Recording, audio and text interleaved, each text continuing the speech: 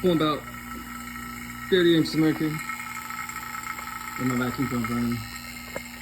And we basically got a bendy straw. So I'm gonna use this and suck that into there. That's that. Oh, here we go.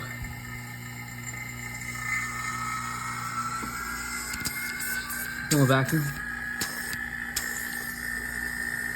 And here we go.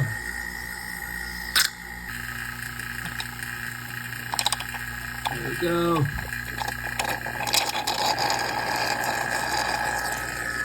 And let it transfer. Give it a second.